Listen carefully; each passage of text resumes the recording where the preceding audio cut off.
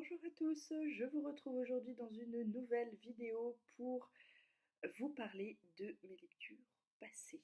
Voilà, donc au mois d'octobre, il n'y en a pas eu énormément parce que ça fait à peu près 15 jours que je lis beaucoup moins, puisque je me suis lancée dans des livres qui ont des chapitres très très longs et que du coup, ça me freine parce que comme moi je lis petit bout par petit bout et que j'aime bien m'arrêter à la fin d'un chapitre dans ma lecture, ça me pose quelques petits soucis.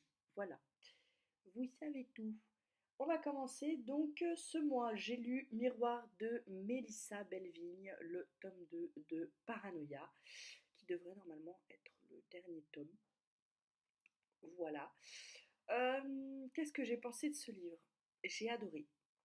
Voilà, tout simplement. Vous le savez si vous avez vu le vlog, hein, j'ai beaucoup aimé. Et alors, cette fin, c'est-à-dire que vous pensez qu'on vous a donné toutes les réponses, absolument toutes. Vous n'avez quasiment plus de questions quand vous finissez le bouquin.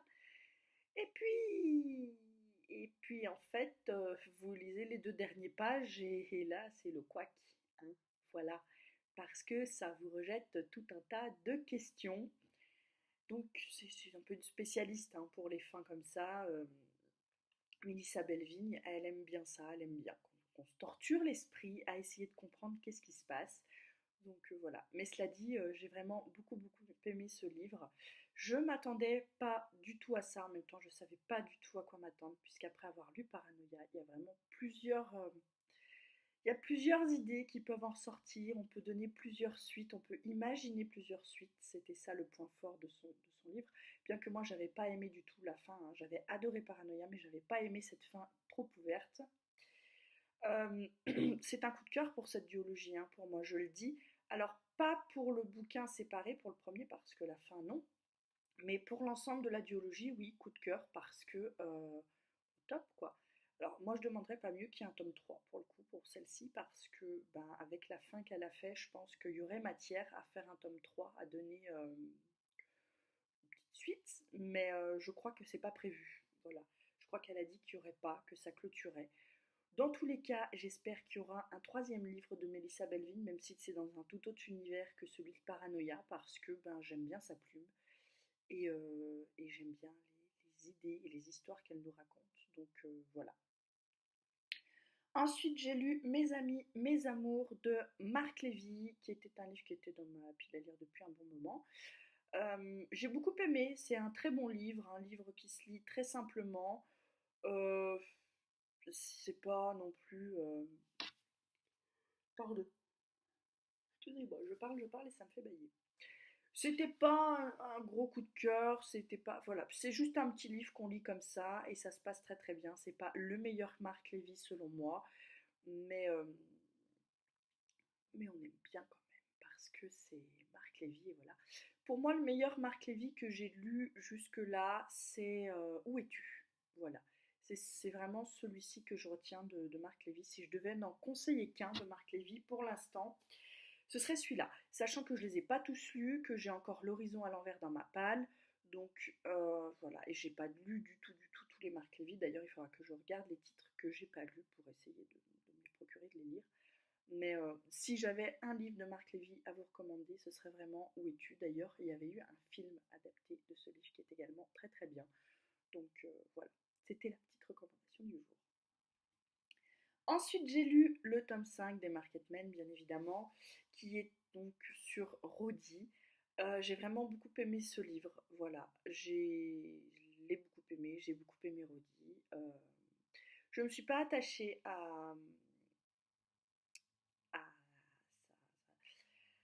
sa fille parce que, enfin, à sa femme parce que, voilà, elle m'a pas spécialement plus. J'arrive pas à me souvenir de son nom d'ailleurs, c'est en train de m'agacer. Euh, elle m'a pas particulièrement plus marqué que ça, mais lui j'ai beaucoup aimé. Voilà, j'ai beaucoup aimé Roddy et donc voilà, c'est pas mon préféré. Je crois que mon préféré, c'est bizarre à dire parce que c'est quand même de tous le plus enfoiré de tous, mais mon préféré ça reste Roddy, ça reste Roule. Parodie, je viens de vous dire que c'est pas mon préféré, justement. Mon préféré, je crois que ça reste Roule. Et j'aime aussi beaucoup Rome. Voilà. Ce sont, je pense, mes deux préférés jusque-là. Si je devais classer, je dirais qu'ensuite viendrait Jay, puis Nash, puis Roddy. Voilà. Je crois que je ferai mon classement dans ce sens-là. Alors peut-être que j'ai un attachement particulier avec Roll parce que c'est avec lui qu'on découvre la saga, je sais pas, mais en tout cas, voilà. Puis ce que j'aime bien avec Jake Ronover, c'est que comme ça, on suit un peu, on suit vraiment toute la bande. Alors c'est-à-dire que le livre porte vraiment sur ce personnage-là, cet homme-là de la bande, mais on va quand même suivre tout autour les autres membres qu'on a vus précédemment et elle introduit petit à petit ce qu'on va voir après. Donc vraiment, non, très très bon livre, je recommande de toute façon, même s'il y a des personnages qu'on aime forcément plus que d'autres parce qu'on crée des affinités particulières avec, de toute manière, d'une façon différente avec chaque personnage. Mais je pense pouvoir dire quand même que c'est une saga coup de cœur parce que l'ensemble est vraiment très très bon, l'ensemble est cohérent et voilà. Je verrai avec la lecture d'Asa si mon opinion reste la même, mais il faudrait vraiment que ce livre soit très très décevant pour me faire changer d'opinion sur toute la saga. J'espère pas, je croise les doigts, mais d'après les avis que j'en ai lus, ça devrait me plaire quand même. Ensuite, j'ai fini le livre du Houga, qui est donc ce livre très célèbre sur l'art de vivre à la danoise. Donc ça se dit Ouga, mais je crois que c'est écrit ça s'écrit H-Y-G-G-E. Voilà. Donc amusez-vous à le dire si ça vous amuse, mais je crois que ça se dit Ouga. Voilà. Qu'est-ce que j'ai pensé de ce livre? Alors, c'est un livre que j'ai commencé il y a déjà quelques temps, que j'avais mis de côté au début de l'été parce qu'en fait, je sais pas, j'avais l'impression que c'était pas le moment, qu'il fallait lire ça sous sa couette dans son canapé avec un petit thé et puis du chocolat à côté et voilà. Et puis l'été, bah, je fais un peu moins ça, donc forcément, quand il fait très chaud dehors, s'enrouler dans une couette, ça n'a pas vraiment de sens, hein, vous en conviendrez bien. Donc voilà. Donc je l'avais laissé un peu de côté parce qu'il fallait vraiment que je sois dans un moment, ouais, un cocon pour le lire. Et j'avais pas ça à ce moment-là, donc je l'avais mis un peu de côté. Et puis Mademoiselle Athéna, qui apparemment a lu un livre similaire là sur l'art de vivre à la danoise, c'est pas celui-là, mais voulait savoir du coup ce que moi j'avais pensé de ce livre-là, puisque je l'avais lu. Parce que j'avais dit que je l'avais commencé, voilà. Donc je lui ai répondu que je n'avais pas fini et que je reparlerai quand je l'aurai fini. Et du coup, bah, ça a ranimé mon intérêt pour ce livre et je me suis dit, le fait d'en parler avec quelqu'un, ça a ranimé mon intérêt pour le bouquin. Et je me suis dit, oui, il faudrait peut-être le finir. Là, on rentre dans la période de l'hiver, tu vas pouvoir enfin te poser et tout. Effectivement, je me suis posée dans mon canapé avec ma couette et je l'ai lu et j'ai beaucoup apprécié. Il y a quelques idées que je retiens quand même parce que la philosophie du truc est quand même vachement sympa. Euh, Appliqué au quotidien, je pense que dans le mien en tout cas c'est pas possible, mais pour le week-end, les week-ends un peu cocooning, vous avez envie de faire, voilà. Euh, Concrètement, je pense qu'il y a des trucs bien dans cette philosophie et des trucs pas forcément applicables tout le temps. Voilà, il le dit, hein, les gens, il y a le fait de se regrouper, d'être ensemble, voilà, pas forcément, donc soit de faire des soirées jeux de société ou tout ça, on connaît, hein, ça se fait beaucoup quand même. Mais quand il dit, vous pouvez aussi juste rester là calmement, tous ensemble, lire un livre. Moi, mon homme, il est plus jeux vidéo que lecture, et mon gamin, si on lit un livre, c'est ensemble. Donc, ce côté-là avait un peu pas de sens. Je ne me vois pas inviter des amis à la maison en disant, hey, on va se faire une soirée lecture.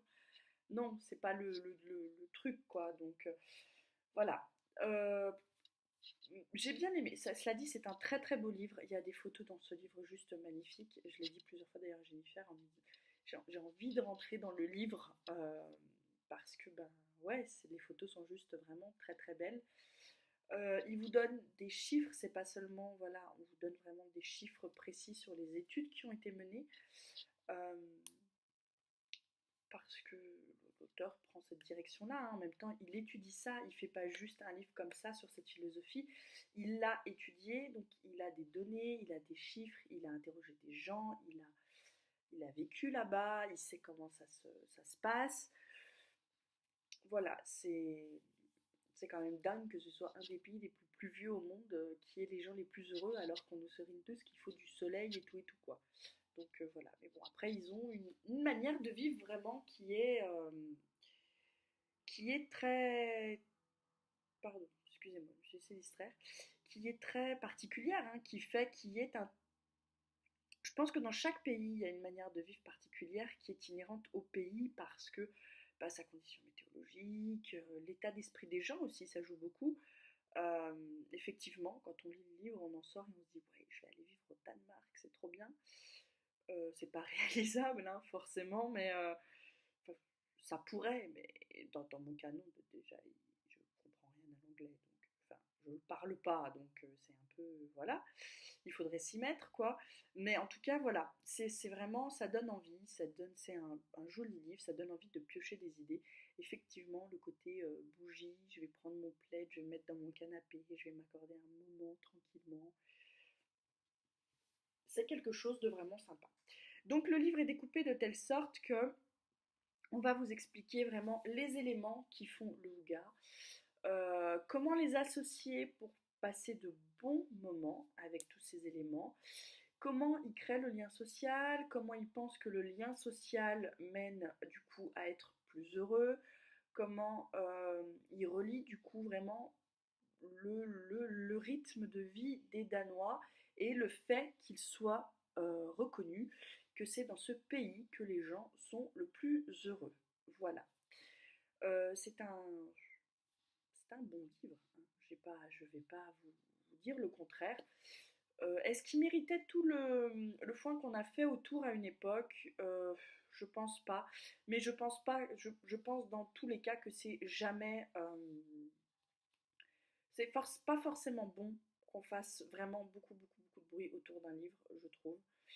Euh, Parfois on a l'impression que c'est pour nous le survendre et voilà. Alors avec ce livre-là, c'est pas le cas parce qu'il s'avère qu'il est bon, mais quand même, je pense qu'il faut veiller quand même à garder une part des choses. Voilà, ce livre va pas révolutionner votre vie, mais vous pourrez en tirer des éléments qui vous permettront de savoir comment vous accorder de bons moments, soit seul, soit en famille. Voilà. Sur ce, c'était tout pour ma dernière lecture. J'ai l'impression d'avoir beaucoup parlé de ce livre du Houga. Voilà. Je vais arrêter de dire le titre parce que ça devient compliqué. Vous l'aurez compris. Voilà, donc vous l'aurez compris, j'ai pas lu énormément de livres. Malgré tout, j'ai fait le compte quand même et ça représentait 1539 pages. Alors, c'est pas le mois le plus fou que j'ai fait, mais ça reste un bon mois. Je crois que je l'ai comparé déjà à l'année dernière. Oui, l'année dernière, j'avais lu 1021 pages au mois d'octobre. Donc finalement, je suis pas si mal que ça, hein, pour un mois où en plus la moitié du mois, j'ai quasiment pas lu. Donc voilà. Je suis très contente. Du coup, ça me fait 4 livres de lus et sur le total de l'année, depuis début janvier, j'ai lu 18 203 pages. Voilà. Euh, je me rendais pas compte du nombre de pages que je lisais dans une année, mais là, je commence à avoir une idée un peu plus sympathique. À la fin de l'année, je pense qu'on va aller tourner vers les 21 000, hein, sauf si je carbure vraiment beaucoup. Je me rends pas compte si c'est peu ou beaucoup. Bon, après, en termes de livres, par rapport à ce que lisent les gens de mon entourage, c'est beaucoup. Par rapport à ce que lisent certaines personnes sur Booktube, c'est que dalle. Voilà, on va se le dire. Hein, mais je fais pas la course, je préfère lire de bons livres plutôt que d'en lire des quantités de médiocres. Donc voilà, je dis pas que les gens qui lisent beaucoup lisent des quantités de livres médiocres. Hein, c'est pas du tout ce que je suis en train de dire. Je suis en train de dire que ces gens-là ont beaucoup de chance d'arriver à lire autant de livres, mais que moi j'y arrive pas, donc je préfère me contenter de ce que j'arrive à lire, et puis c'est tout, de toute façon, voilà, hein. On s'accorde du temps de lecture comme on peut, il faut que ça reste un plaisir, et c'est le cas, en tout cas, depuis le début d'année, je prends vraiment beaucoup de plaisir dans mes lectures, même si j'ai pas eu énormément de coups de cœur. J'ai plus eu des coups de cœur pour des ensembles de livres, des sagas, que pour des livres à proprement parler. Ça peut encore changer dans les 2 derniers mois de l'année. En tout cas, on croise les doigts et on espère. Vous dites-moi ce que vous avez lu au mois d'octobre, si vous avez lu certains des livres dont j'ai parlé. Dites-moi aussi ce que vous pensez de cette histoire des Danois qui seraient plus heureux que les autres dans le monde, de l'art de vivre danois, hein, parce que voilà, c'est comme ça que ça s'appelle en ce moment. Dites-moi si vous avez lu ce fameux livre du Houga, est-ce que vous en avez pensé? Et si jamais, eh bien de toute façon, on en reparlera parce que je crois que j'ai un autre livre qui s'appelle Heureux comme un Danois, euh, qui traite du sujet. Donc voilà, on en reparlera de toute façon, mais n'hésitez pas à me dire dans les commentaires ce que vous en pensez tout simplement. Voilà. Sur ce, moi, je vais vous laisser et puis je vous retrouve tout bientôt dans une prochaine vidéo. Je vous souhaite de très bonnes lectures. Bye bye.